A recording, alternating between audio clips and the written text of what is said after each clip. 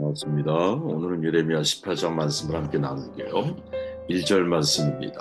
여호와께로부터 예레미야에게 임한 말씀에 이르시되 너는 일어나 토기장이의 집으로 내려가라. 내가 거기에서 내 말을 내게 들려주리라 하시기로 내가 토기장이의 집으로 내려가 본즉 그가 농로로 일을 하는데 진흙으로 만든 그릇이 토기장이의 손에서 터지매 그가 그것으로 자기 의견에 좋은 대로 다른 그릇을 만들더라. 토기장에는 진흙을 포기하지 않습니다라는 제목으로 말씀을 나누도록 합니다.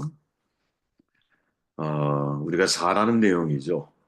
하나님과 유다의 관계를 예레미야가 토기장이와 진흙에 비유하고 있죠. 토기를 만들기 위해서 전토를 준비하고 우레자 반죽하잖아요. 1차 반죽을 마치면 발로 물레를 돌리면서 진흙을 토기 형태로 만들어 갑니다. 보통 물레 성형이다 이렇게 말하죠. 개혁 성경에서는 농노라고 표현을 합니다. 그 중에 최상의 도구가 뭐냐? 발도 아니고 물레도 아니고 역시 사람의 손이죠. 토기장의 손이 가장 중요하다라는 거예요. 손가락은 가장 예민한 도구이죠. 점토에 즉각적으로 반응해서 점토가 말하는 것을 듣고 또 손가락 안에서 이 토기장이가 생각한 대로 그죠? 이 점토를 반죽해 가면서 토기를 완성해 나가는 것이죠. 그래서 성경에 보면 우리가 하나님이 이제 우리에 대해서 우리가 하나님이 당신을 소개하시는 장면들마다 하나님의 손 혹은 하나님의 손가락 이런 비유들이 많이 등장을 하죠. 우리가 잘 알지만 창세기 2장에서도 보면 야훼 하나님께서 땅의 흙으로 사람을 만드셨다 이렇게 소개를 하잖아요. 토기장이처럼 여호와 하나님은 흙으로 사람을 빚으셨죠. 그렇게 인류가 시작이 되는 거예요. 사람이라는 존재는 토기장의 물레 위에서 빚어지는 거죠. 토기장이가 원함대로 각각의 형태대로 만들어지는 거죠. 그죠? 토기장이가 원하는 대로, 진흙이 원하는 대로 토기를 만드는 것이 아니라 토기장이가 원하는 대로 진흙이 잘 빚어져서 토기로 완성되어져 가는 거죠. 토기장이가 하나님의 손, 토기장이 하나님의 손은 돌아온 탕자를 그리는 렘브란트의 그림을 연상하게 만들죠. 여러분 렘브란트의 그림을 보면 사실 되게 많은 생각을 하게 돼요. 어, 이게 이제 일부분의 그림이잖아. 전체 확대해 놓은 그림은 아니지만, 이거 보시면, 마치 여러분, 이 토기를 올려놓은 것 같죠? 이 둘째 아들의 등모습이. 그죠? 이게 이 상상력에 의해서 너무나 다양하게 볼 수 있는 그런 그림이 아닌가. 옛날에 참, 뭐 지금 작가도 마찬가지겠지만, 자신이 그린 그림 속에 자신이 전하고자 하는 중요한 메시지를 다 담고 있잖아요. 그죠? 그런데 이 그림을 자세히 보면 아버지 앞에 무릎 꿇고 있는 둘째 아들의 모습이 마치 토기장의 손에 있는 진흙처럼 보일 때가 있다라는 거예요. 그리고 더 중요한 것은 이 양손인데 양손이 다르잖아요. 그죠?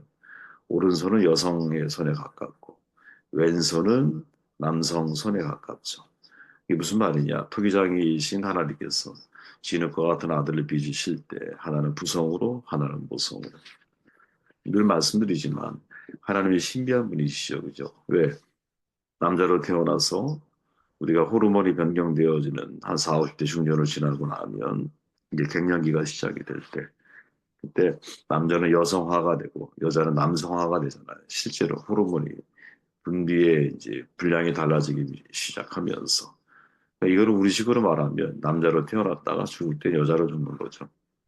여자로 태어났지만 마지막 순간에는 남자로 내가 남자의 삶, 남자의 사고, 남자의 어떤 그 생각의 패턴 같은 것들을 같이 느낄 수 있는 그죠? 하나님의 신비 아닐까요? 이제 이 렘브란트의 이 아버지의 손을 보면 하나는 엄마 손이에요. 그리고 하나는 아빠 손이거든요. 부성과 무성으로 하나님의 선택하신 자녀를 양육하신다. 때로 우리에게 되게 엄하신 하나님이시지만 아버지처럼 그 한 손에는 반드시 엄마와 같은 모성으로 우리를 품고 가시는 것이죠. 그죠? 하나님은 아버지처럼 정의로움으로 우리를 대하실 수 있지만 정의의 사랑에 빠지면 안 되잖아요. 그죠? 한편에는 사랑이 있는 거죠. 이것을 우리가 믿고 있느냐. 이런 부성과 무성으로 나를 빚고 계신 하나님을 내가 정말 알고 있느냐. 저는 주목해야 할 구절이 있다고 보는데 바로 자기 의견에 선한 대로 다른 것을 만들더라. 토기장이는 자기 의견대로 그릇을 만드는 거죠. 하나님이 예레미야에게 토기장의 집으로 내려가 보라고 명령하셨어요. 예레미야는 그 집에 내려가서 작업하는 걸 모두 다 눈여겨 바라보는 거죠. 아주 탁월하고 재빠른 손놀림으로 토기장이가 진흙을 잘 빚어서 토기를 만들어 가고 있어요. 간간히 힘을 주기도 하고 여기저기 짓누르기도 하고 전혀 모양새가 없었던 진흙 덩어리 같아 보였는데 어느새 도자기가 되어가는 것이죠. 구절에 중요한 게 뭐냐? 자기 의견에 선한 대로 하나님이 보실 때 선한 대로 당신의 그릇을 빚어갈 권한이 누구 토기장이에게 있다. 저는 여러분 이게 신앙의 전환점에서 내가 하나님을 정말 알고 있는 사람과 하나님을 알지 못하는 사람의 결정적인 차이가 있다면 하나님을 아는 사람은 하나님의 의견에 선한 대로 자기 인생을 내어드릴 줄 아는 것이고 하나님을 알지 못하는 사람은 자기 소견에 옳은 대로 인생을 살아가는 사람이 되는 겁니다. 사사시대의 불행이 뭐라 그랬습니까? 자기 소견에 옳은 대로 모든 사람들이 행동을 해. 포스트 모더니즘이죠. 포스트 모더니즘의 특징이 뭡니까? 자기 감성 중심적이에요. 인생을 살아가는 데 있어서. 자기 의견이 중요한 거야. 사도 바울이 만세의 말을 할 때, 만세에는 이런 때가 올 거야. 쭉 이야기를 하잖아요. 사람들이 어떻게 자기를 사랑하고, 그죠? 자기를 사랑하는 일이 많아지는 거죠. 그러니까 자기 인생이 중요해. 그래서 하나님이 내게 하라고 주신 일보다는 내가 하고 싶은 일에 초점을 맞춰서 인생을 살아가려고 그래. 이게 정말 잘못됐다. 이렇게 말하려고 하는 게 아니에요, 여러분. 제가 늘 말하지만, 내가 하고 싶은 일이 하나님이 내게 하라고 주신 일이 되면 금상첨화라는 거죠. 솔로몬은 자기가 하고 싶은 일을 한 번도 금해 본 적이 없어요. 근데 그의 마지막을 험으로 끝났자. 이걸 잊지 말라는 거예요. 꼭 경험해봐야 그것을 그 자리에 내가 서게 될 건가? 아니에요. 때로는 우리가 책을 읽는 이유가 뭡니까? 내가 가보지 못한 세계, 생각해보지 못한 사고들, 내가 경험해보지 못한 모든 것들을 사실 독서라고 하는 과정을 통해서 직간접적인 경험을 하게 되잖아요. 간접적인 경험이 나중에 직접적인 경험이 될 수도 있잖아요. 그죠? 마치 우리가 그런 거라는 거죠. 마치 우리가. 굳이 그걸 경험해봐야 알아? 아니라는 거예요. 자기 의견에 선한 대로 하나님이 나를 빚어가실 수 있도록 나를 맡길 수 있느냐. 아니면 내 소견에 옳은 대로 인생을 살아가는 길에 습관대로 그렇게 내가 인생을 살아갈 것인가. 만약에 저와 여러분들이 여러분 정말로 하나님을 내가 알고 있고 하나님이 나를 진리처럼 빚어가시는 분이시다라는 이런 믿음의 확신, 마음의 확신을 가지고 있다면 나를 가장 아름답게 만들어내실 수 있는 분은 토기장이신 하나님 외에는 없다. 그죠? 이것을 잊으면 안 된다라는 거죠. 이 보통 이런 표현을 하는데 토기장이가 토기를 만들 때 기능성과 신미성을 가지고 있다 그래요. 기능성은 뭐냐? 그것이 쓸모 있게 자신이 기능을 할 수 있도록 만드는 거죠. 신미성은 뭐냐? 이것이 하나의 예술 작품처럼 좀 만들어지기를 원한다라는 거예요. 유진 피터슨 목사님이 하신 말씀인데 토기장이가 진흙을 가지고 토기를 만들 때 토기장이이신 하나님은 항상 우리에게 이 두 가지를 고민해서 나를 빚어가신다라는 거죠. 나를 빚어가신다라는 거예요. 그렇게. 이 믿음을 가지고 나의 인생을 하나님께 내가 맡길 수 있겠느냐. 중요한 질문을 우리에게 던져주고 있다고 봐요. 자, 다시 18장 4절 말씀을 세 번역으로 제가 한번 읽어볼게요. 여러분, 이게 세 번역입니다. 그런데 그 토기장이는 진흙으로 그릇을 빚다가 잘 되지 않으면 그 흙으로 다른 것을 빚었다. 이거를 개역개정에서는 자기 의견에 선한 대로 다른 그릇을 만들었다. 이렇게 표현하죠. 자, 이 비유는 여러분, 이제 토기장이가 진흙을 가지고 다루는 것을 하나님이 그의 백성을 다루시는 것과 동일시하고 있죠. 이거를 신학적으로는 사건화된 비유라고 보통 표현을 하거든요. 그러니까 그 사건 속에 어, 하나님이 하나님의 마음을 표현하고 있다. 이렇게 이해하면 여러분들 지금 이해가 빠를 거예요.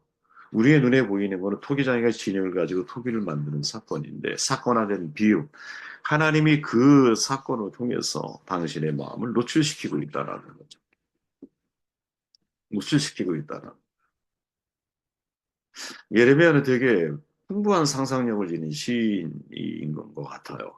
왜냐하면 표현을 보면 뭐 토기장이라 진흙 그 외에 뭐 다양한 표현들이 많이 예레미야에 등장하잖아요. 자기 감정을 노출할 때 보면 정말 상상할 수 없을 정도로 바닥이 말라버린 강. 야, 이런 표현은 여러분 하나님에 대한 자기의 마음을, 자기의 이해를 표현하는데 그렇게 표현하잖아요. 그러니까 모든 게 다 사실은 되게 풍성한 감성에서부터 예레미야는 하나님에 대한 이해를 고백을 하고 있어요. 그죠? 그런데 지금 이 장면에서 여러분 우리가 좀 주목해야 할 게 뭐냐. 자, 토기장인의 진흙으로 그릇을 빚다가 잘 되지 않으면 이거를 개역개정에서는 토기장이의 손에서 타상함에 이렇게 표현하죠. 이게 무슨 말이냐. 지금 이 진흙은 토기장이와 의도와는 전혀 다른 방식으로 움직이고 있다라는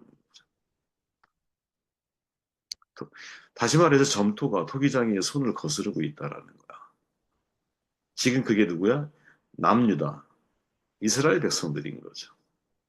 지금 예레미야가 볼 때 토기장이가 진흙을 빚어서 토기를 만들려고 하는데 그 와중에 토기장이의 손에서 파상시켜든 그러니까 토기장이의 의도대로 움직이지 않는 점토의 모습을 선지자는 목격을 하고 있죠. 그리고 그게 누구냐? 바로 우리들이다. 이렇게 얘기를 하고 있는 거죠. 그러면서 하는 말이 그럼에도 불구하고 그 흙으로 다른 그릇을 빚었다. 이게 무슨 말이냐면 여러분 우리는 보통 토기장이가 진흙을 가지고 어떤 토기를 만들려고 하다가 이 진흙이 토기장이의 손에서 마음대로 반죽이 되지 않고 마음대로 변형이 되지를 않아. 빚은 대로 움직여지지를 않아. 예를 들어 점토가 그럼 얼마나 화딱지가 날까요? 그죠? 저처럼 성질이 급한 사람은 갖다 확 패대기 칠 수도 있을 것 같아요. 그런 마음이 들 수 있다라는 거예요. 누가 예레미야가 볼 때. 예레미야가 볼 때. 그런데 신기한 건 뭐냐? 이 토기장이가 그 흙으로 다른 그릇을 빚었다. 이게 하나님의 마음이라는 거죠. 예레미야가 볼 때. 그러니까 토기장이 집에 내려가라 하나님의 명령으로 가서 봤는데 이 예레미야는 그 토기장이가 진흙을 가지고 토기를 만드는 것을 유심히 본 거야. 유심히 보면서 토기장이가 진흙을 가지고 토기장이가 의도한 토기의 형태가 있을 거 아니에요. 그죠? 목적이 있을 거 아니에요. 그런데 그 목적대로 점토가 빚어지고 반죽이 되고 모양이 변형이 되고 따라와 주면 참 좋은데 그게 안 되더라는 거지. 그랬더니 이 토기장이가 어떻게 같은 그 흙으로 다른 것을 만들어라는 거죠. 그럼 이 속에 정말 예레미야가 하고자 하는 마음이 뭘까? 토기장이는 진흙을 포기하지 않더라는 거야. 이게 지금 여러분 이스라엘 백성들에게 누가 예레미야가 알려주고 싶은 중요한 고백이거든요. 하나님이 예레미야를 부르셨을 때 내가 너를 모태에서 짓기 전에 이미 너를 알았다. 예레미야 1장 5절. 이때 짓다라고 하는 히브리어가 야짜르라고 하는 단어거든요. 토기장이가 흙으로 도자기를 빚는 것을 묘사할 때 사용되어지는 단어야. 빚는다라고 말을 할 때, 이거는 이제 빚는 사람을 이야기할 때는 요째르. 그죠? 그리고 짓다, 빚는다라고 말을 할 때는 야짜르라고 이렇게 표현을 해요. 지금 이미 예레미야는 하나님이 예레미야 처음에 부르셨을 때 하나님이 나를 통해서 나를 빚으시면서 이스라엘을 위한 선지자로 하나님이 나를 만들어 가신다. 나는 믿음을 가지고 이스라엘 백성들을 바라보고 있는데 어느 날 하나님께서 예레미야로 하여금 가서 토기장의 집에 가봐. 그리고 가서 토기장이가 진흙을 가지고 토기를 만드는 과정을 쭉 목격하면서 예레미야 마음속에 보이지 않지만 잔잔한 깊은 감동이 사실은 밀려 들어오는 거죠. 이게 그냥 단순한 메시지라고 이야기는 그보다 좀 더 깊은 메시지를 담고 있는 거죠. 그러면 그 감동이 뭐냐? 진흙이 내 마음대로 반응하지 않음에도 불구하고 하나님은 그 진흙을 버리지 않는다는 거야, 토기장이가. 우리 인간적인 생각으로는 진흙이 내 마음대로 따라주지 않을 때 어떻게 할까요? 나는 그 진흙을 버리고 다른 점토를 잘 반죽해서 다른 그릇을 내가 원하는 의도대로 원하는 그릇을 만들지 않겠나 이런 생각을 할 수 있는데 예레미야가 바라보고 있는 토기장이신 하나님은 그 진흙으로 다른 그릇을 만들면 만들었지.